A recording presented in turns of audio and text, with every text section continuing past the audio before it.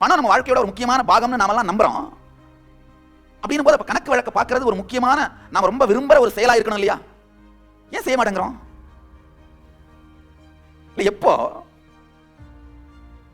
Bank balance காலியாகுது அது first tyre, பீரோ காலியாவது second tyre, பீரோக்கு கீழே இருக்கிற சீக்ரெட் லாக்கர்ஸ் காலியாவது தேர்ட் டயர்.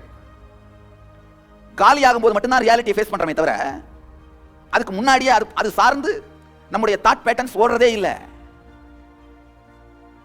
இன்னொரு பெரிய கொடுமை என்னன்னா, இந்த கணக்கு வழக்கு பார்க்காம இருக்கிற பெருமையா நம்ம நம்ப வேற ஆரம்பிச்சிட்டோங்கய்யா. நம்ம என்ன பண்ண ஆரம்பிச்சிட்டோம், நான் பார்க்கறதே இல்லை சாமி. என்கிட்ட பல பேர் சொல்லுவாங்க, இல்ல எல்லாத்தையும் துறந்தவர்கள் கணக்கு வழக்கு பார்க்காம இருக்கிறது தப்பு இல்லை.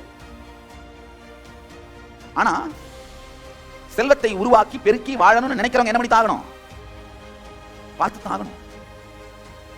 எதுவுமே வேணாம் விட்டவங்க பார்க்கணுன்ற அவசியம் இல்லை.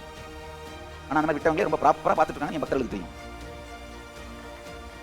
347 ஆசிரமத்துக்கு எத்தனை டம்ளர் இருக்கு, எத்தனை தட்டு இருக்கு.